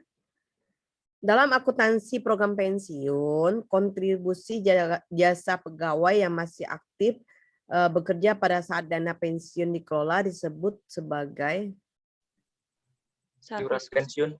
Hah? Annual service cost. Defined contribution. Kontributor, Ibu. Iuran pensiun. Gaji mungkin, Bu. Service cost, Bu. Service cost. Nah, ya itu ya, service cost ya. Service cost ya, service cost atau pension expense ya. Izin, Bu. Ya. Tadi udah ada juga yang jawab annual service cost, Bu. Kayaknya sama ya, Bu. Tadi ada yang jawab. Iya, siapa tadi ya? Dia masalahnya nggak sebutkan nama. Iya. Nggak tahu. Karena kan di sini namanya mana yang cepat yang dulu kan ibu aja nih nggak tahu siapa yang ngomong kadang kan karena terlalu cepat ininya lintasnya. Oke. Berarti harus nama langsung jawaban gitu nanti ya, Bu. Iya, tanya nama misalnya Afan. Nah, berarti kan dia tahu sama ibu ya, ibu ya silakan Afan. Jadi dicatat sama teman kan. Jadi kalau kita nyebut-nyebut aja kita nggak dapat kontribusi apa ya gunanya. Sebut dulu, jangan sebutkan, jangan jawaban jangan disebutkan dulu. Misalnya Gabriel, Bu, ya silakan Gabriel. Nah, Ibu persilakan, baru nanti Gabriel jawab. Nah, seperti itu supaya dapat poin, tercatat legalnya. Ya. Oke, 10. Jadi yang ini 2 ya, Bu, atau gimana Bu jadinya, Bu? Yang mana? Yang tadi ya, Iya, kalau namanya nggak apa-apa lah ya, Bu. jelas. Namanya siapa tadi nggak jelas. Lutfi tadi Bu yang jawab, Bu. Tapi nggak tahu Lutfi. tadi harus sebut nama. Oh ya udah, nanti Lutfi dapat lah. Makanya legalitas itu harus jelas ya. Oke. Nama siapa tadi? Baik, Bu. Nama siapa tadi satu lagi? Aul, Bu. Aul. Ya udah, silakanlah dapat. Ya, kita sekarang bagi-bagi poin. 9. Perusahaan. Nomor 7, Bu. Nah, silakan. Siapa? Nomor 7 seharusnya, Bu. Heriko, Bu. Nomor 7 Heriko. Nomor 9 kan ini? Nomor 7, Bu, seharusnya. Oh, ini. Oke, nomor 7 silakan Heriko. Dalam pengelolaan dana pensiun, aktuaris dapat melakukan remeasurement apabila apa?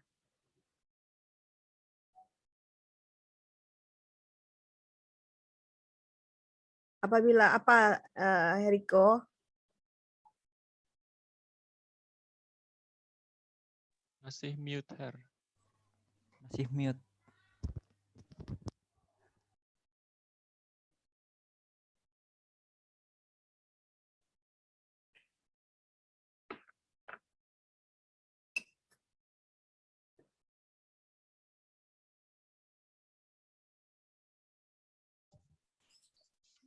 Baik, Bu, izin. Ya. 7 apabila terjadinya perubahan nilai wajar aset program dan perubahan kewajiban dari perhitungan atau asumsi aktuarial. Oke. Jadi yang pastinya dalam pengelolaan dana pensiun, aktuaris dapat melakukan remeasurement apabila terdapat perubahan asumsi atau estimasi yang digunakan dalam menghitung DBO. Ya, itu lengkapnya. Oke, 8. Nadia, Bu. Silakan Nadia. Jika nilai wajar DBO lebih kecil dibandingkan nilai DBO menurut perhitungan aktuaris, maka selisih tersebut akan diakui sebagai liability loss. Good. Ya, liability loss. Oke, 9. Bu. Silakan. Perusahaan akan menyajikan pensiun aset pada laporan posisi keuangan apabila present value kewajiban pensiun lebih kecil dari VV aset program. Saldo akhir present value aset lebih kecil atau lebih besar?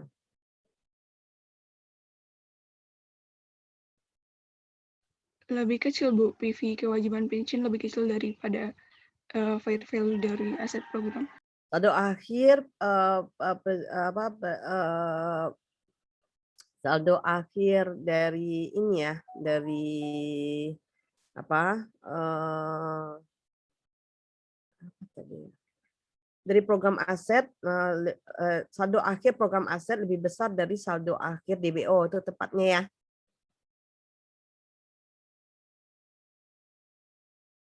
Oke. Oke, 10.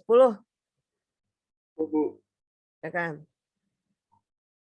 Dalam pengelolaan program dana pensiun apabila terdapat perubahan asumsi pada penilaian yang dilakukan aktuaris, pengaruhnya terhadap akuntansi program pensiun adalah akan diadakannya remeasurement. Terhadap saldo apa?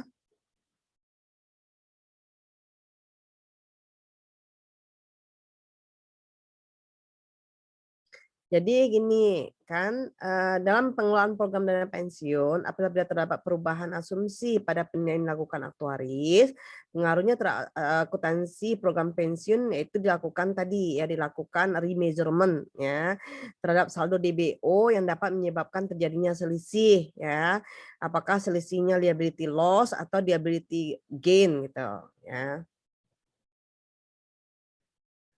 Saya lagi. Ada yang bisa jawab esai?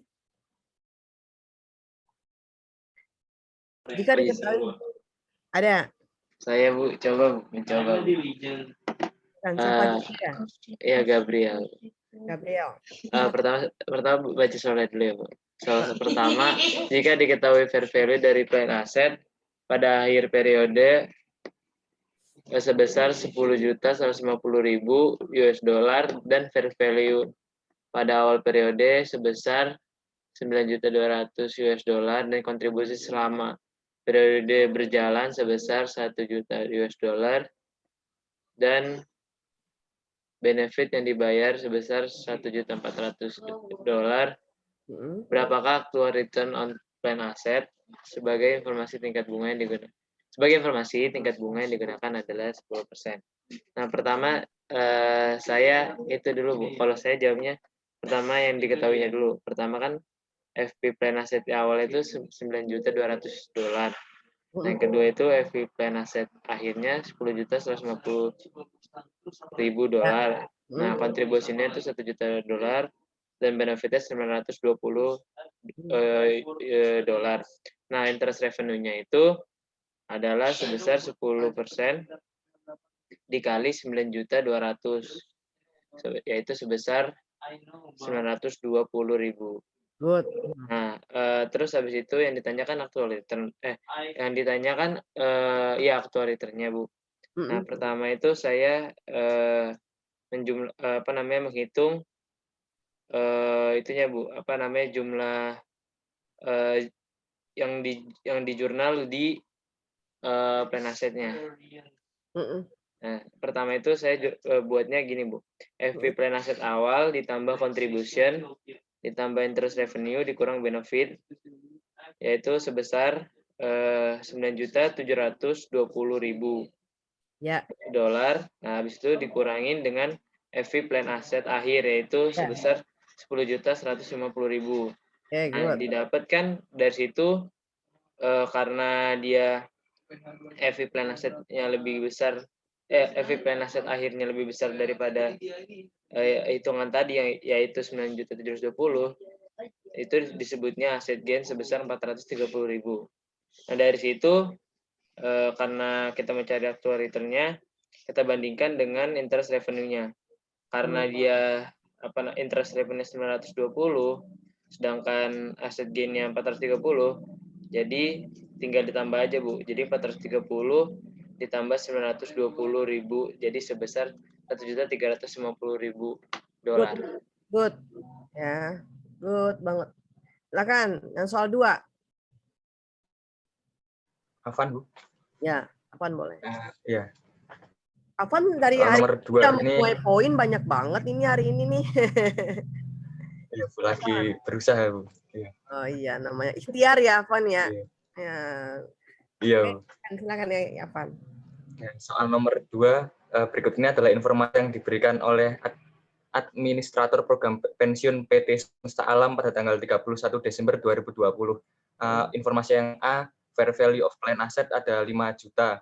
Informasi B, accumulated benefit obligation ada 7.255.000. Informasi C, definite benefit obligation 8.592.000. Yang ditanyakan berapa jumlah kewajiban pensiun yang harus dilakukan oleh PT Semesta Alam pada balance sheet 31 Desember 2020 sesuai dengan IFRS.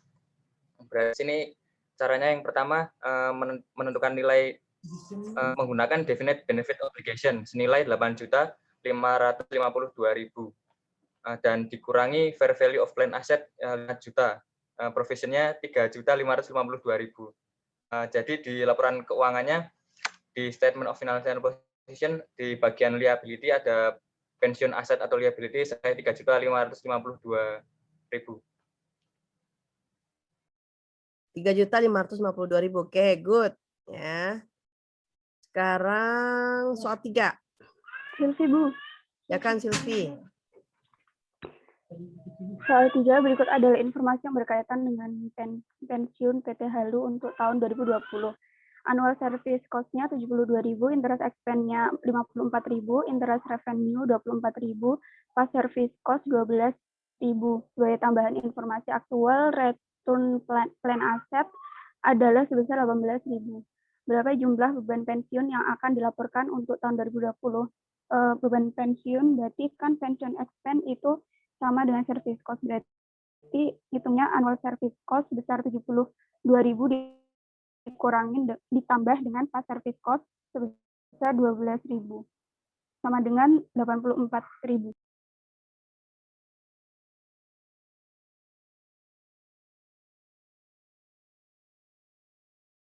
Jadi jawabannya 84. Iya, Bu. Ya, Kalau saya yang berbeda, lain? Bu. Ya. Siapa yang berbeda? Siapa tuh? Gabriel. Iya, Bu, saya. Nah, tunggu dulu yang lain dulu deh, Gabriel, yang lain deh. Yang lain dulu, Gabriel tadi kan udah banyak ya. Teman-teman yang lain dong, ada yang beda? Sama, Bu. Sama-sama ini, Silvi. Ya udah, coba Gabriel.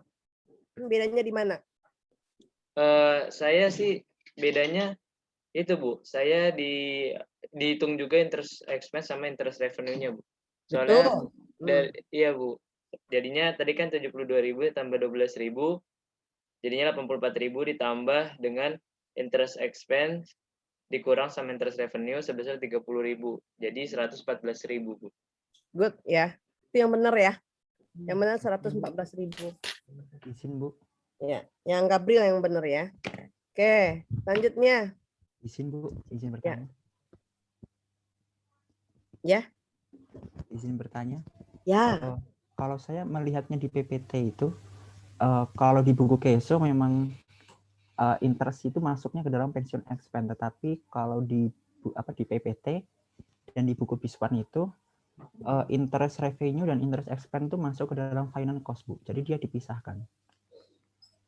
PT kita yang mana tadi? Yang tadi ya? Iya, Bu. Iya, Bu, sama Bu sama Kevin. Saya juga awalnya jawabnya 114 ya kalau nggak salah tadi. Tapi karena PPT-nya beda. Bentar, PPT mana? PPT tadi, PPT. Bentar.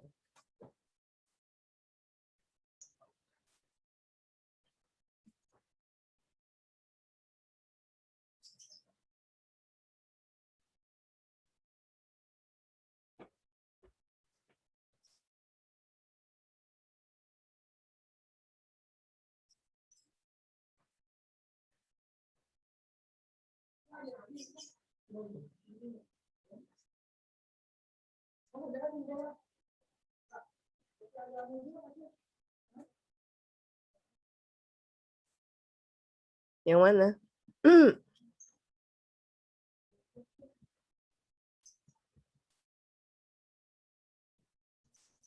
Nih.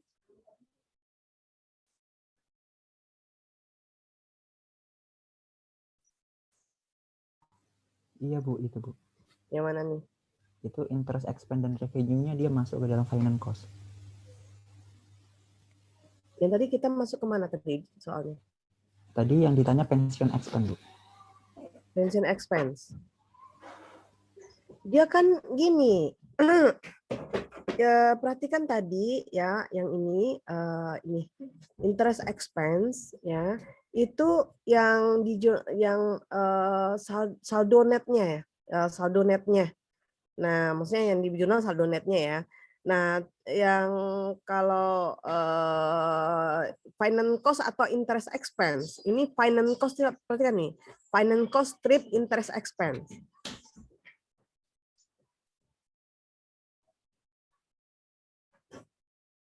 Ya, net. Jadi interest expense net. Nah, interest expense netnya dari mana datangnya? Dari interest expense 54.000 dikurang dengan interest revenue 24.000. Dia di sini kan net, yang dibilang disampaikan di sini adalah seperti yang kita ini di sini bahwa berisi interest expense berisi interest expense sama dengan rate dikali saldo awal DBO, kemudian interest revenue sama dengan rate dikali saldo awal plan aset, yang di jurnal adalah yang saldo netnya. Ya. Nah, di sini untuk soal tadi interest expense-nya itu tadi kan 54.000. Berapa tadi ya? Sorry. 54.000 ya kan? Nah, sementara interest revenue-nya 24.000. Selisihnya ya kan? Jadi dikurang berarti 54.000 dikurang 24.000. Jadi netnya untuk interest expense-nya menjadi 30.000. Itu.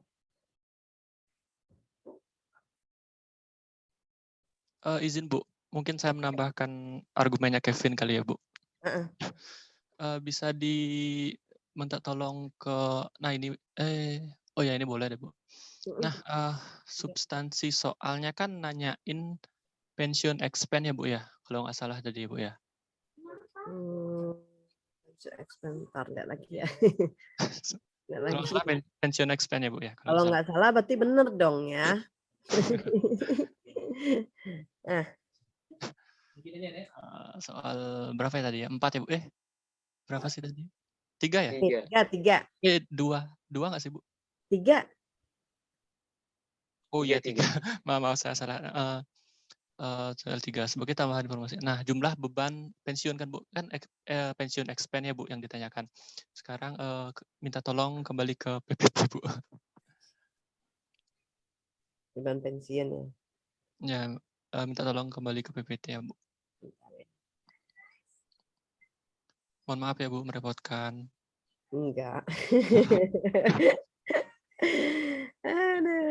Nah nih. Nah, sekarang kalau saya sih fokusnya ke jurnal Bu. Jurnal. Nah, pensiun expense kan ada yang di atas itu Bu, yang pojok kanan atas ya. Nah, pensiun expense kan 13 juta. Nah, 13 juta itu diambil dari ini Bu, yang annual pension expense. Yang ini aja Bu, yang interest sama cost expense itu pisah Bu. Di ini kan ada jurnalnya financial cost atau financial expense. Jadi itu dipisah Bu. Makanya saya berasumsi kalau interest sama interest expense sama revenue itu jurnalnya kepisah Bu, kayak gitu Bu. Karena saya lihatnya di jurnalnya ini Bu. Halo ya, ini adalah muara akhir dari sini ya. Kebetulan ini kan pensiun expense nih, totalnya hanya 13 juta ya. Iya Bu. Nah, 13 juta tidak ada penambahan ya, tidak ada penambahan. Nah, kemudian tadi coba kita lihat ke soal lagi ya. Ini repot lagi nih.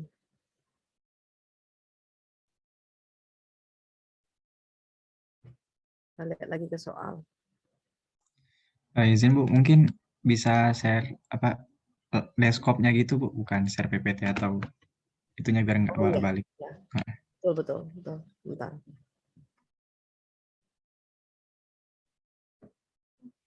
Ini kalau pulang ditambah aja. Kayak mana ya?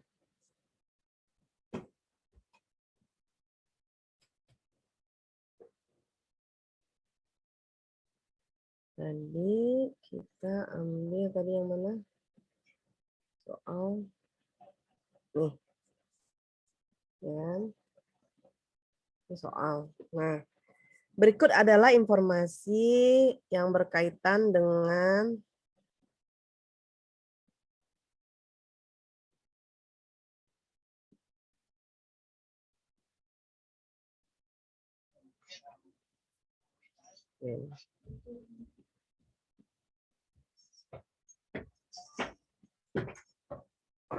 Berikut adalah informasi yang berkaitan dengan pensiun PT Halu pada tahun 2020. Annual service cost itu 72 juta, interest expense 54, interest revenue 24, fast service cost 12.000 ya, 12.000. Kita ambil yang fast service cost ya. Sebagai tambahan informasi aktual return plan aset adalah sebesar 18.000. Berapa jumlah beban pensiun yang akan dilaporkan untuk tahun 2020 ya. Nah, kita lihat ini pas service ya, yang terakhir itu pakai measurement. Nah, ini measurement. Nah, kita lihat di sini untuk beban pensiun di sini kalau di slide tadi kan dia yang maksud saudara tadi dipisah ya antara interest expense dengan annual pension ya. Iya Bu, kalau di Keso emang digabung Bu, jadi satu akun pension expense. Kalau di Keso ya Bu, saya baca. Oke. Kalau di bukunya Pak Bahrus Pak Biswan enggak ya? Dipisah ya?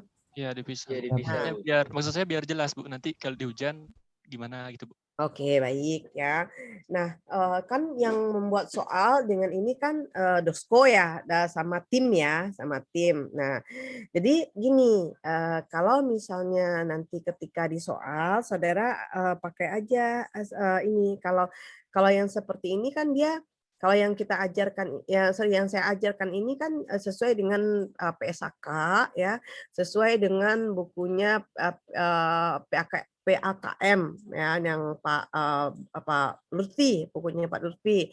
Ya, kalau Pak Lutfi, kalau yang tadi jawabannya di buku Kiso ya, sama dengan Kiso. Kalau ini jawabannya di bukunya Pak Biswan. Ya, sebenarnya sih nggak masalah ya, nggak masalah. Artinya gini, kalau ini kalau di bukunya Pak Lutfi dia dibedakan. Nah, kalau jurnalnya pun kan ini sama beban keduanya ya. Ada yang beban pensiun, ada beban bunga gitu kan. Dia gabung aja, kalau di buku Kiso dia gabung menjadi satu gitu. Kalau di bukunya Pak Lutfi lebih dirinci gitu. Nggak masalah, nanti yang ngoreksi kan Ibu nanti ya, yang ngoreksi Ibu. Kalau saudara misalnya menggunakan ini nanti, tapi kalau kalau misalnya tadi ditanyakan sebagai tambahan informasi, aktual return-nya ada 18.000. Berapa jumlah beban pensiun yang akan dilaporkan tahun 2020? Nah, saudara kalau mau mengingatkan Ibu ya bisa dengan cara tadi kita pakai penjelasan di bukunya Pak Lutfi. Kalau mau pakai di buku Kiso, pakai buku Kiso. Tapi kalau saran Ibu, karena kita ini menggunakan bukunya Pak Lutfi ya, kita berarti pakai yang angkanya Pak Lutfi ya. Bagaimana? Iya, Bu Rio. Iya. Berarti Gabriel salam. Ya, berarti jadi tadi bukan seini ya, bukan. Ya betul sih. Kan salah Tos, beda persepsi. Salah, beda persepsi. Jadi gabung dia. Oh, iya. Sebenarnya saya jawabnya juga 74.000 Bu. Nanti ya kita ikutin yang di ini aja lah ya. Oke, silakan lanjut Ibu. ya. Terima kasih Bu sebelumnya Ya, Bu. nomor 5 silakan. Soal 4, Bu. Nomor 4. Live, Bu. Nomor 4. Kelihatan ya? Pada 1 Januari 2020, PT Maju Bersama memiliki plan aset senilai 2 miliar dan interest rate pada tahun tersebut adalah 7%. Jika actual return atas plan aset tahun tersebut sebesar 160 juta, soalnya hilang, Bu. Oh, hilang? Iya, Bu, share screen ya. Silakan. Berapa besar gain or loss yang harus dicatat PT Maju Bersama? Pertama, kita mencari interest revenue-nya, yaitu 7% dikali 2 miliar sama dengan 140 juta. Lalu diketahui actual return-nya itu 160 juta, berarti yang kita terima lebih besar, maka kita akan mendapat aset gain sebesar 20 juta dari 160 juta dikurang 140 juta. Jadi hasilnya? 20 juta, Bu. Oke, ada yang lain? Sama ya? Sama, Bu. Oke. Silakan lanjut. Ini terakhir ya. Silakan.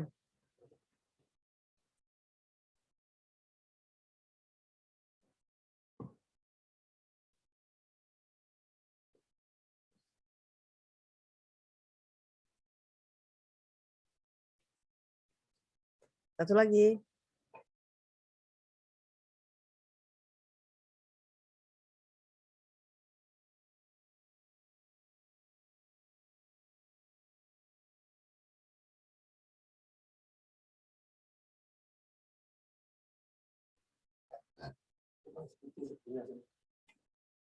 Ada? Aduh, gimana ini? Mungkin saya, Bu.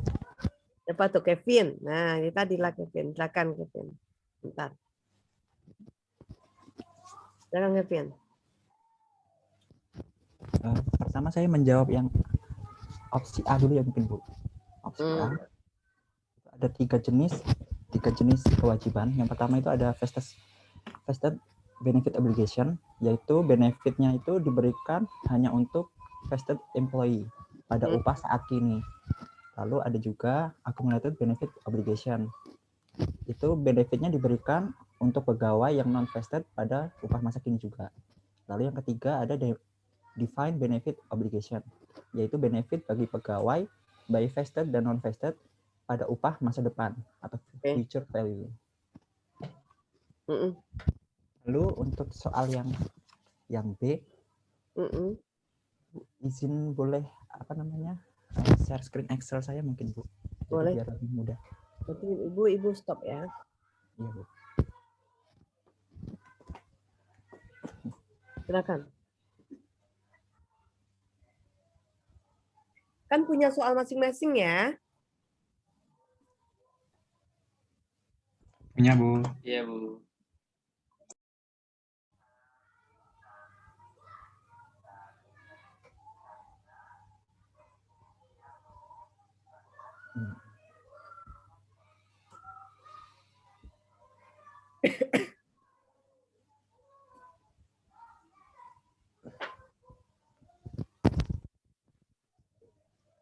Ini yang soal 5. Soal 5. Yang pertama saya analisis tidak ada balance awalnya, Bu. Tidak ada balance awalnya baik DPO maupun plan aset. Lalu di soal juga disebutkan adanya service cost. Nah, karena ada service cost ini mempengaruhi annual pension expense dan mempengaruhi juga menambah DPO. Lalu karena tidak ada balance awal, maka interest expense dan interest revenue-nya juga 0. Lalu di soal disebutkan juga ada kontribusi oleh perusahaan, itu dia berpengaruh kepada cash dan menambah juga plan asetnya sebesar 20.000. Benefit yang dibayarkan di soal disebut tidak ada benefit yang dibayarkan.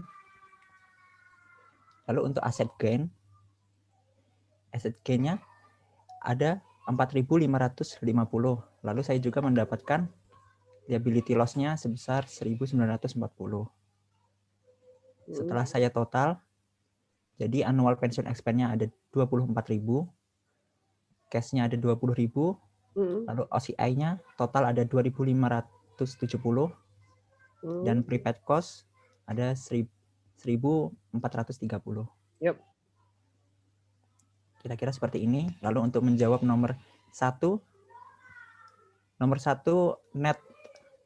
net finance cost atau net interest expense-nya tidak ada. Ya, betul. Asset gain-nya 4.550.000,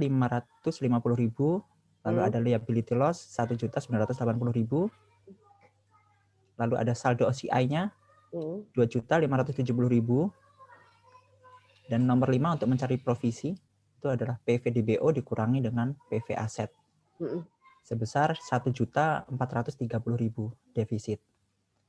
Untuk jurnalnya mungkin seperti ini, Bu. Good ya. Lengkap banget ya. Kalau kayak gini ujiannya dapat A nih, Kevin. Amin, Bu.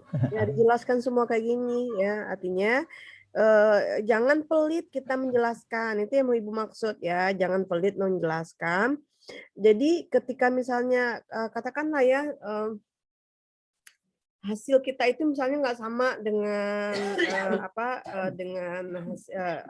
katakanlah tidak sama, tapi jalan kita itu yang kita lakukan itu rinci gitu ya, itu bisa dibenarkan, kan bukan semata-mata kepada hasil akhir gitu, bukan semata-mata pada hasil akhir, tapi dari jalan saudara di mana kira-kira mandeknya tadi. Nah, Ibu kan lihat menelusuri gitu. Nah, kalau misalnya jawabannya kayak Kevin tadi kan banyak tuh panjang gitu kan, dia urai semua, dia buatkan tabelnya. Itu nanti ketika ujian kan ada niat, artinya ada memberikan nilai tambah walaupun pada akhirnya misalnya kayak Kevin misalnya salah gitu ya, salah. Katakanlah misalnya tidak tepat lah angka akhirnya, tapi Ibu akan melihat bukan dari angka akhirnya, tapi dari jalannya tadi Kevin membuat gitu, merinci gitu ya. Oke, baik, cukup sampai di sini ya. Nanti Ibu akan upload. Kita ketemu lagi besok ya. Pusing nggak ya? Yalah, tapi mohon maaf lah ya, karena kemarin seminggu sakit ya. Jadi besok kita ketemu membahas mengenai leasing.